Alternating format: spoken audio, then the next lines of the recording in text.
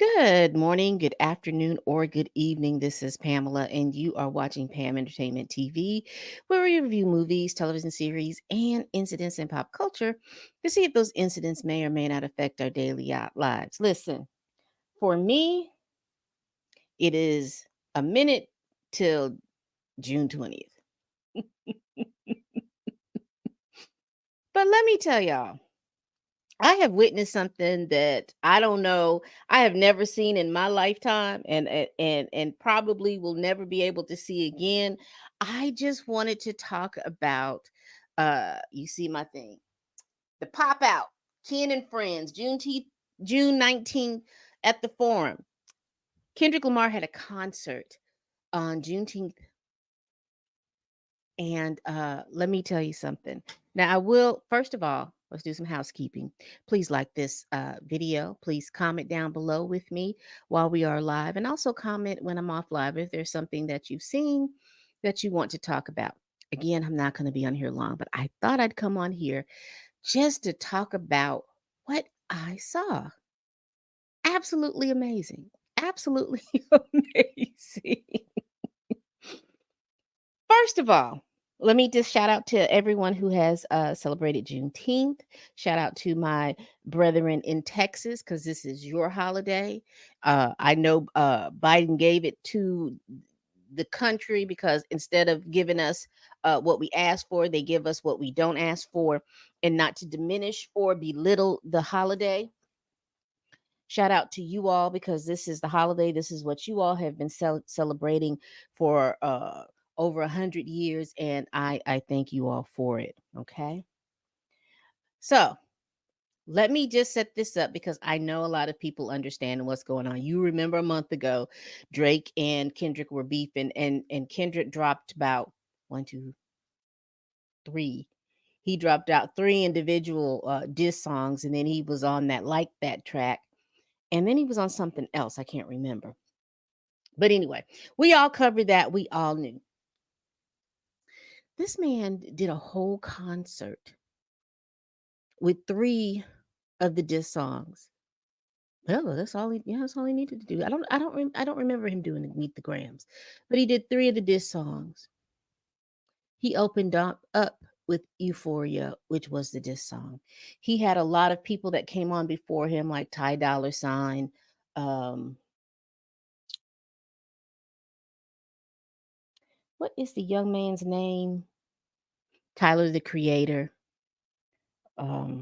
There's a couple other people. Some of them I just didn't know, and I'm not gonna sit up here, you know, uh, in my big age to try to act like I remember all the name of them. But y'all, it felt like a cookout. Was it anybody else that just felt like that? That we was at the cookout, and I know that this concert really is for the younger folks, but for me, it felt like a cookout with your uncle who used to love to dance, and he'd get out there and dance, and they'd play all the good music and everything like that. That's what it felt like. It felt like there was the little kids was back there drinking quarter waters and all kinds of stuff. You had the women. Some of the women was over here making sure the food was out. Some of the women was making sure that the kids was done. The other women was making sure that the grown kids weren't cutting up so bad that they get to fighting. Then you had a few spade games going on. You had a couple of bid whiz games going on. And nowadays, you probably had one of them Uno games going on that was probably more deadlier than the spade and the bid whiz game. That's what it felt like to me. It felt like you were at a cookout and everybody was coming in and, with their tin foil, with their aluminum foil coming in to make cakes, but they ain't chipping for the food or nothing. It just felt like a good old cookout. And Uncle so and so and Uncle so and all of them was out there just laughing and having a good old time. That's the feeling that it had felt. Then it just hit me. We were jamming to disc records. And then as I was listening to the little diss record, because I wrote on Twitter, I said, was Humble a diss record to Drake? Because it felt like that. I guess maybe the other songs that he sang around this because it felt like that. And then I just started to thinking, I don't have a hate game because Kendrick Lamar's hate game is so, what is it? I saw somebody on Twitter say that this hate was like this is what Mary J. Blige was talking about, the hateration in the dancer. I had to find that tweet. But that's what it felt like. You understood what she meant by that. It was like, okay, but Kendrick Lamar's hate game is so strong that it brought people together. This man had Crips and Bloods and people repping all different kinds of sets all up on stage. They even took a family reunion pic at the end, looking like that. All I thought about was when they took that picture. You remember that picture they used to show on Good Times? Because I have someone painted one for me and it's in another one. But you remember that photo? I don't know why I just felt like it's gonna be on some black velvet. I'm showing my age. But anyway, I just, I enjoyed it. I really did enjoy it. I really did enjoy it. Now, I don't know where Drake is. I don't know how he felt. They did show DJ Academics looking crazy. But one thing about DJ Academics is going to get out here and give you everything you need to have, but he's still going to make money behind all of his distraught and disgust or anything like that. I hope he gave Drake a call and tried to talk to him. Um, I thought it was genius because again, most of Drake's diss was talking about Drake in the culture, and particularly American culture, American Black culture, and particularly that American Black culture that surrounds rap music. Now, I have to say it like that because you have those small-minded people that think that rap music is the only piece of culture that comes out of Black Americans when it's not. There's such a variety of different things, but people don't see that because that's not what is exported. That is not what is marketed. But I do commend him on getting all those people together, having people to have a good time on Juneteenth, repping and dancing and everything like that. But I do want to point out a couple of things. Now, did you all like look at the audience, particularly the audience that was by the stage? As I looked through the audience around, those people that were up high, you saw that they were Black, but most of the people that were down by the stage and with their phones and camera, I saw Black folks, but I saw a lot more Caucasian men. Did y'all peep that? I saw a lot more Caucasian men down there at the bottom. I did see LeBron. I did see uh Russell Westbrook. I did see a couple of people that I think, but I saw a lot of white men down at the bottom. And so that's the thing that I wanted to point out, because a lot of times when you talk about this in this particular type of music, what I've seen in the past probably 10 years, most of the consumers of this music is young white males between 18 and 26. Because that was a good portion. I'm not saying that Black folks don't listen to music, because I'm quite sure I know we do. But I was just interested to see that there were a lot of Caucasian Black males. We got some of them too, figuratively, not necessarily literally. But I saw a lot of Caucasian males, white males down there jamming. And I'm not hating or anything. I'm just no, it was just I noticed that. Who are the consumers of the music? Um, hey, let me see, because y'all are popping in here. Let me see who's here. Let me see who's here with me late night. Juneteenth Day. Mm. Hey, Barbara. Barbara be in here cutting up. Child. Let me move this comment. Barbara, stop. And oh Lord. Hey, hey, hey, Theo.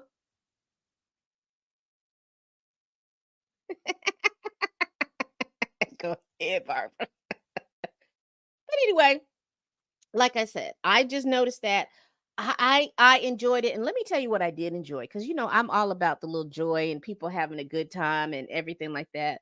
Because I watched it on Twitch. And as I was going through Twitter and going through the comments and stuff like that, I just enjoyed how the young people were they were enjoying it. But I don't know if they understood that this is like their watershed moment in music. I don't know if they understood that, because see, when I was coming up, Michael Jackson usually had those watershed moments in music with like Off the Wall and Thriller and all those different types of things. Those were the watershed moments that I remember in Twitter, and I mean in music. But this concert, this whole situation is a great watershed moment on the, not only just for the rap music, whatever is defining within your culture, but just the point.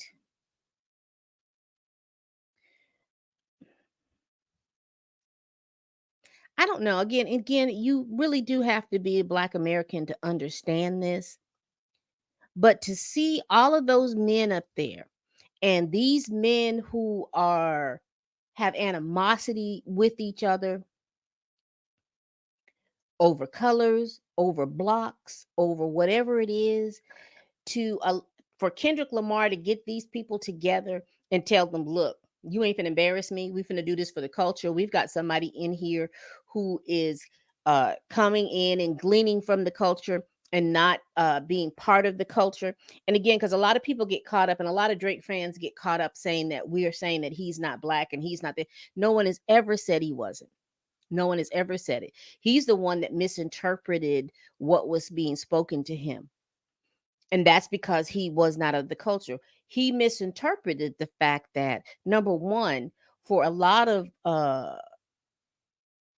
West Coast Black Americans in culture of the West Coast, Tupac is considered to be sacred, and you couldn't. There was no reason in the world for you to have done an AI voice modulator, whatever they call it, about Tupac.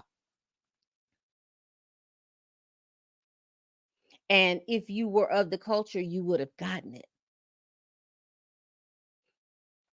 And I don't even know if Snoop would have gave you a call and took you to side, because to me that was also disrespectful. This man is walking around here. Snoop Dogg is walking around here living, walking around, and then you modulated this man's voice. I wonder if you had permission. I doubt you did, but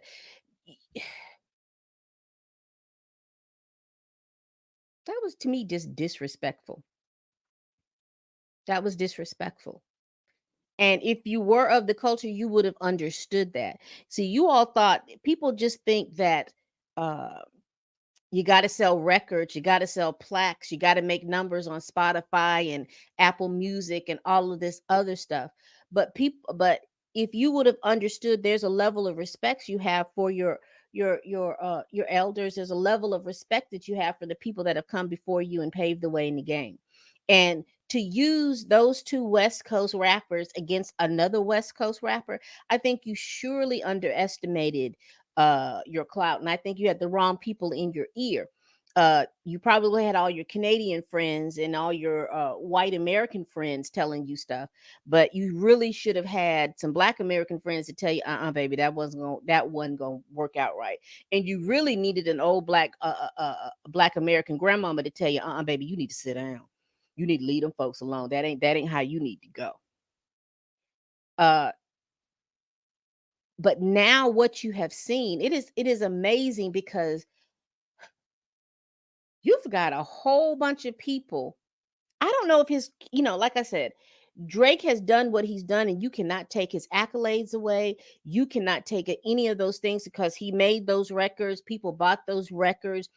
Regardless if they felt like he was in the culture or not, they still bought his music. People still love Drake. No one is ever taking that away from him. But I am curious how he moves after this, because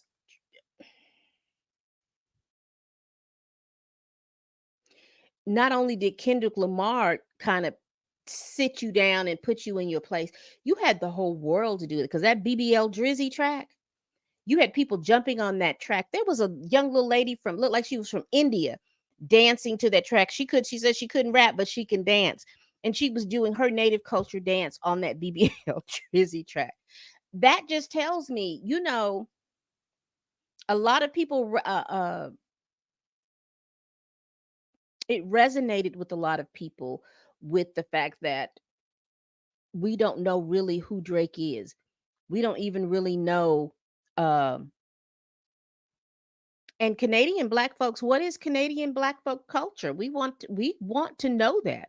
It's not a diss. I'm not saying it as a diss, but why not pull that culture through? I don't understand. And you're absolutely right. This right here. You can't imitate this. You can't imitate what it means. A lot of people, and I'm talking from different cultures. And like I have said before, when I tell y'all to stay out of them gender wars, also stay out of these diaspora wars. All right, because you have a lot of people coming from spewing about what black Americans and the culture they don't have, and everybody hinges on the fact, oh well, you just don't know where you're from in Africa, so therefore you don't have any culture. Okay. Okay. And don't argue with these people because they don't know. They cannot imitate this violence. They cannot imitate what it is to be black in this country. They can't imitate, and don't mishear me, because just like you can't imitate that, I don't know what it is to be Hispanic in this country. I don't know what it is to be Asian in this country. I don't know what it is to be Indian in this country or any other. I don't know what it is to be there, but I do understand and know, and I can empathize that it isn't what we think.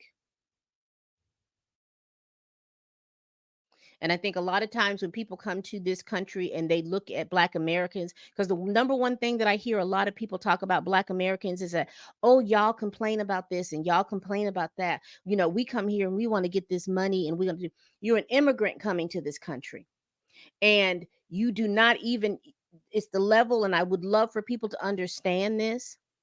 You show a level of respect because you coming to this country, and particularly if you're someone that looks like me and you come into this country and you make your money, you make your bones, please understand that you're making your money and you're making on your bones on the backs and the deaths of the people, the foundational Black Americans that are here in this country, because they were the ones that had to sit around and have to go through reconstruction, had to go through being enslaved, had to go through reconstruction, had to go to Jim Crow.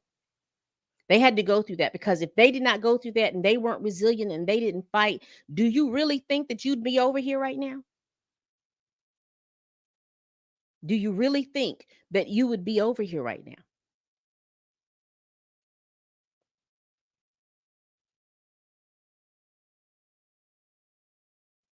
All I'm saying is don't get caught up. Don't get caught up in this mess. And this is what these, don't get caught up talking about people. And I have seen in other countries, and particularly I've seen in Britain, how Black Brits have imitated everything that Black Americans have. Most of the things, as far as fighting for civil rights and fighting for their rights to be treated in a certain way in their country, you imitated that from Black Americans. When you talk about culture, when you talk about fashion, when you talk about music, when you talk about poetry, when you talk about all of these little different things, these are imitations that you all do that you see from Black Americans. See, we didn't pull from the continent of Africa. There were some things that were just, I think, in the DNA, but music styles, every music style that you hear up in here in the United States of America, from country, from bluegrass, from rock music, from R&B music, from gospel music, all of those things are reached out from Black folks. And if you don't believe me, then that's your business. Go ahead and research it. Fashion and style, street style, how to put certain things up together. Those are things that come out of Black American culture. When you look at any of these fashion houses, and when they talk about couture and all of those different things, they always seem to be pulling from the styles from Black America. That's why I was so glad to see fashion styles like fashion things like FUBU and all of them come out, because those people in Paris, those people in all those different things were coming. They were going to New York, they were going to Los Angeles, they were going to Miami, and they were imitating what they saw.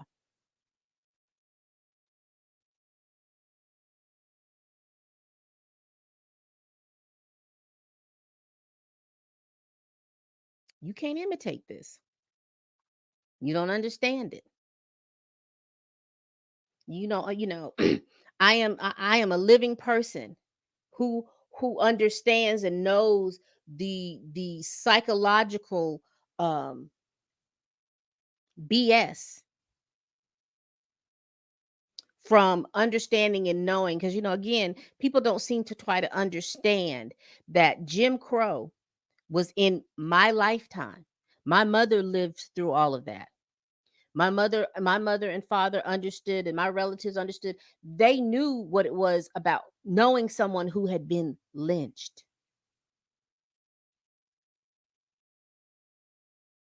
They knew what it was that you had to get your stuff and your food if you went to a restaurant. That's why they cooked and did everything for themselves.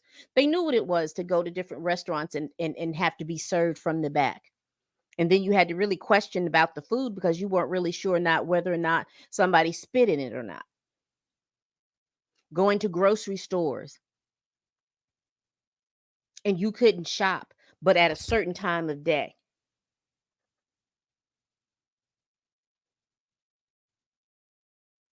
And then you have people want to take away all of these little different things like DEI and all this other stuff. See, people that I think people don't understand the reason why is because those people that did those things, see, they memas now, they pop-pops now,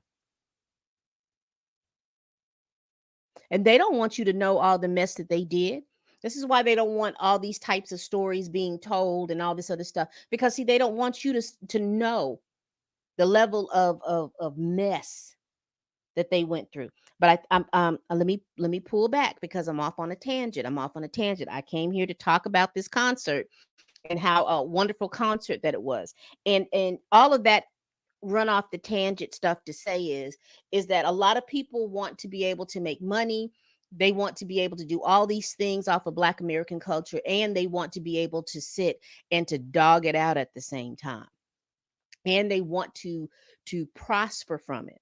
I watched some video from some man, and I can tell you it upset me, because he was from, like, you can tell he was from the Caribbean, and he was sitting here talking about Black leaders. Oh, well, your Black leaders didn't do this and your Black leaders didn't do that. And I'm looking at him and I said, I'm wondering which country that he's from. But he did all of this talking while working and functioning and operating in here in the United States of America. And I'm sitting here thinking, everybody, whatever it is they did personally and they messed up on those different things, yeah, it's bad, it's awful or anything like that. But the one thing that they did good to be able to progress the progress a movement and everything like that, you're benefiting from it. And then you think that you have this authority to tell Black Americans, oh, well, this is bad and you're this and you're that. Shut up. Sit down. Be humble. Hey, I pushed that in there. I didn't even know I could do that. But anyway, getting back to this concert, one of the things that I did like about it was the fact that there was a lot of people. It just, like I said, it felt like a cookout. I did like to see men get up and squash beefs and to be able to do something. Now, can you imagine what will happen if you all as men got together in a concert? Do you understand what could happen if you all as men got together, had held a standard, made sure that nobody went under this particular standard, and you got out here in the community and you did what you did? I just want y'all to think about that. You all tout yourselves as leaders. Look at that. Look at that and see how much that can happen. How much your community will be better for it. Because, like I said, also too, not all Black folks came from the hood. Some of us folks came from the country. Not all of us came from the hood. And all I'm saying is that for those people that live in urban areas where you do have a lot of stuff, if having just that one person, Kendrick Lamar, to get you all up there together and not to fight, not to do anything but to enjoy a concert, and what brought you together was the fact that a Black man from Canada decided to come and diss a Black man from the United States of America, and then try to tout that he was the best because he sold a lot of records, but he didn't understand or or acknowledge and respect the culture that he was making the money from. I'm just telling you, there's a lot of folks out here. Y'all. Now, Mike Live says there's 50 something people. So wherever you're watching this, from Twitch, from uh X, from YouTube. If there's a heart button, a like button, or anything, y'all hit that button for me. I really, really, really would appreciate it. Let me see what's going on. I have to go back up here.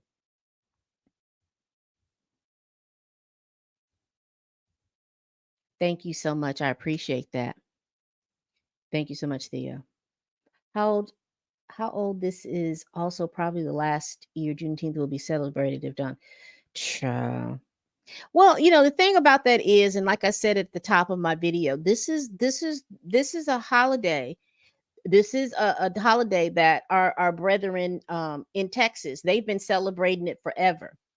Um, so I don't think it's not going to go away just because he's in president. This is something that predates all of those people in president, because there's so many people that have been president, but they have been celebrating this. So I don't think it's going to go away. I just think that it might not be a national holiday, and for me, that's still cool. It's cool that it is a holiday, but it's cool that it's not a holiday. Because again, if you don't understand what Juneteenth is about, Juneteenth is the day that our brethren, the people who were enslaved in Texas, understood and knew that they were free. 2 years after the Emancipation Proclamation. Where is that? I saw something about Tupac. Yeah, I just asked Jada how sacred Tupac is. One thing that I have learned about Jada and Tupac and all this other stuff, there are other women who have stories about Tupac that just don't mesh with Jada story, that doesn't mesh with Jada, because Jada will say that she has done something, and then I'm finding out that wasn't Jada, that was somebody else. Because I just learned, like, Jasmine Guy has a history with Tupac, and I'm not talking anything about sexual anything like that. But for a long time, Jada has sat up here and talked like she was the Tupac savant almost, that she was the one that had all of these interesting stories about Tupac. But it seems like there are a lot of women that have interesting stories about Tupac. And Jada has just been overshadowed because she's Jada Pinkett Smith. She does, but but still, he was still alive for Jake to take his voice. He was still alive. My problem is he never uses either slur for his mom's side, but has no problem using the slur for his dad's side. I believe that's where Kendrick was coming from at the end of Euphoria.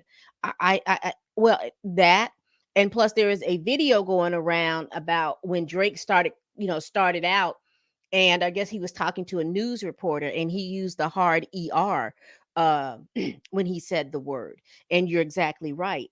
When it comes to his mother's side of the family, he has a little reverence. He doesn't speak to them in that way, but then he can be able to talk about and talk a little reckless about that. And then, I am just so surprised that no one had checked him before. Was it the fact that they were making money off of it or not?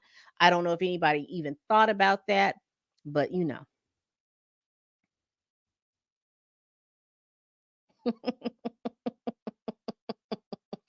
I don't know either. I have no clue. I don't have no clue. No clue. No clue. No clue. He probably still will, because again, he was arrogant enough to be able to say that in that when he did his verse, thinking that, oh, uh he was doing something, but he just didn't understand. Yep, Jasmine Guy, because she has an interesting story about him as well. And some of the stories, I'm not gonna hold y'all. Some of the stories I think Jada was just making up, because who's gonna fact check her?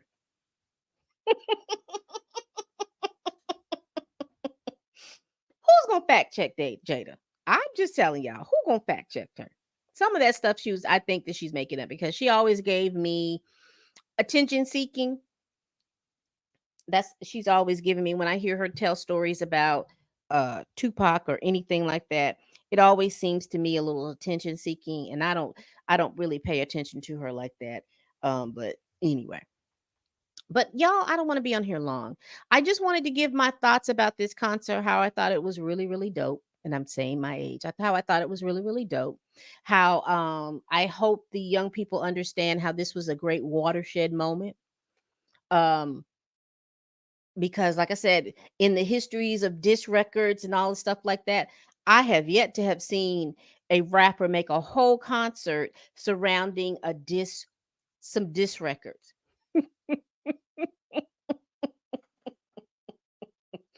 And baby, if he goes on tour, it's I just don't know.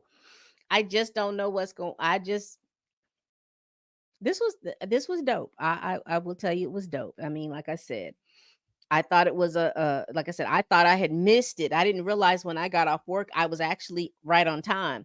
I thought I had missed it.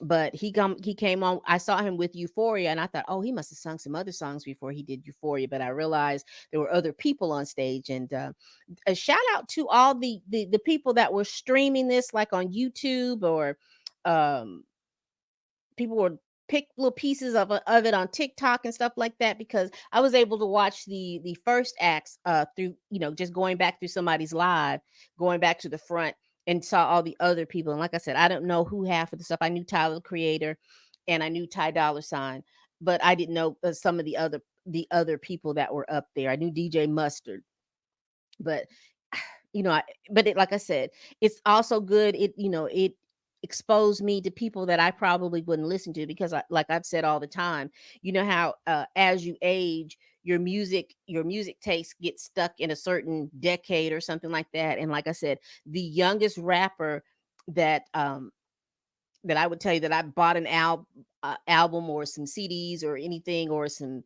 streams or anything, was like Lil Wayne. So anything after Lil Wayne, I'm not as familiar with. But I like the concert. I do. Again, this was a watershed moment in rap history. We have you doing a concert, a unifying concert on Juneteenth. Um, Again, seeing all of those people that were repping all their different sets and different gangs affiliations coming together for Kendrick, making sure that there was no violence. So I hope when I go to bed and get up in the morning that I don't hear about anybody showing out and cutting up, because that to me would be you disrespecting Kendrick all the way around. Uh but that's all I got, y'all. I don't want to keep y'all because I'm getting ready to go in here and go to bed. But what were y'all thoughts? What were y'all thoughts? Let me see. I want to make sure I get the last time. Yes, she did. And like I said, I just believe that some of that stuff she's making up again because there's nobody there to fact check her. It did. Thank you for saying that. Y'all, this man played this man played Not Like Us 6 times. Back to back to back to back to back. 6 times. Amazing.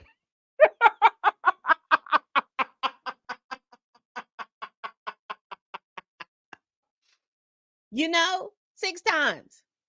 6 times he played that song, and the crowd sung it 6 times. The crowd knew all of Kendrick's, and that's the one thing I like. One of the things that I think my generation, as far as going to concert, does better is that we get immersed in the moment.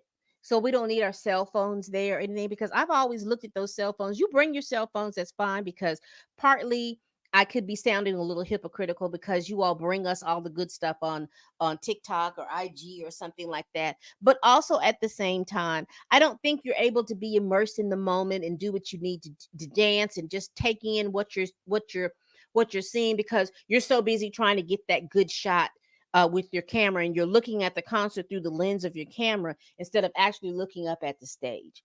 And that's just the only difference. I wish there would be a time that it'll be a no phone concert, just so that you as the concert goer can actually get immersed in what you're seeing and what you're feeling. And again, it may sound a little hypocritical for me saying that, but I really want that for y'all. I really do want y'all to be able to go to concerts.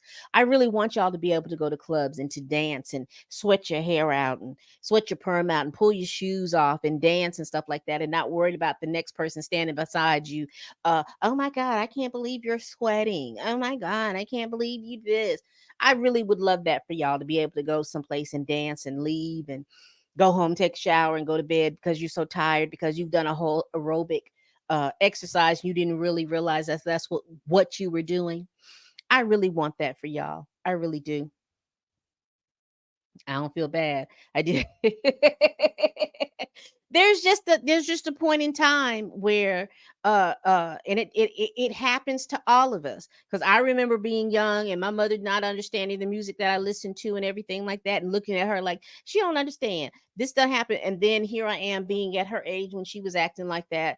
That there's just music that is not meant for me. It's not that it's bad music, it's not that it's good music, it's just that particular genres of music at certain point in your life, it's just you just don't it doesn't resonate with you anymore.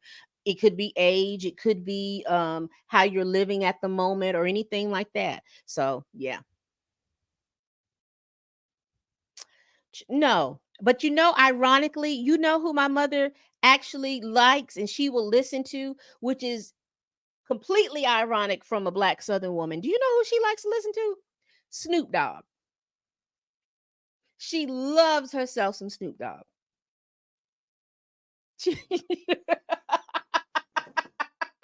In my mother's eyes, Snoop Dogg can do no wrong. Can do no wrong. When I tell you how upset she was to hear that he was on trial and how mad she was, that boy ain't do nothing. They up here lying on him like that. You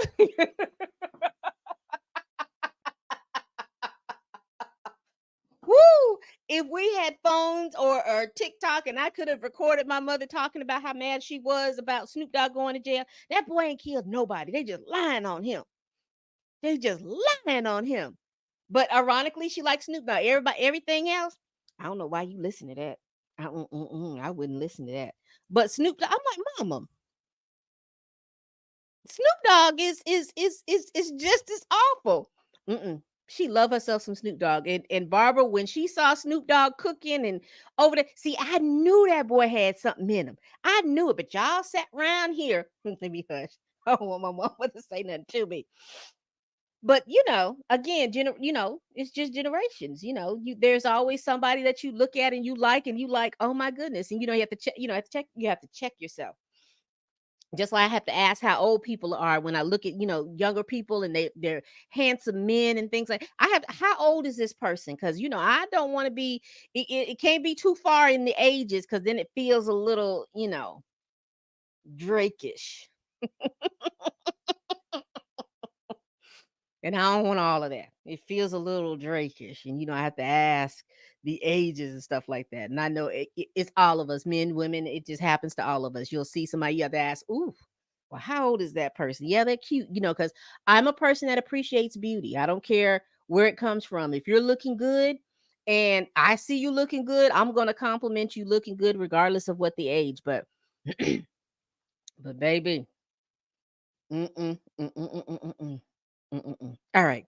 I've said it before. Thank y'all for coming in. Thank y'all for watching my little stream today. I just kind of wanted to come on and say that I really did like this concert.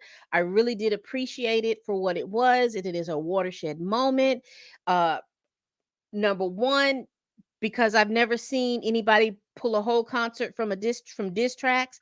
Number two, I did appreciate the family reunion, family feel that you had, the cookout kind of feel. It felt like everybody was having a good time. Everybody, singing along. I really truly enjoyed that.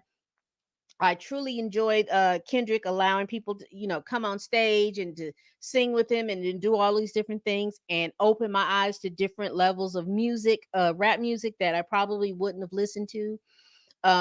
And I will tell you this, shout out to Drake. Shout out to Drake for his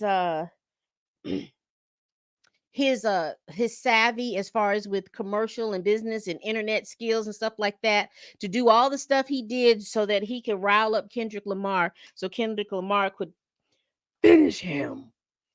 with this stuff. Now, when I say that again, I do not think, I am not trying to disrespect the accomplishments that that young man does, because he has done a lot for rap music. A lot of people are listening to it. Is a lot more global with Drake. You got to give somebody their props when you give them their props. But I'm quite sure he is now conscious of how he's moving and everything like that. So maybe we will get a good Black Canadian rap album from Drake. All right, that's all. Y'all, please like this video. Please share this video if you care.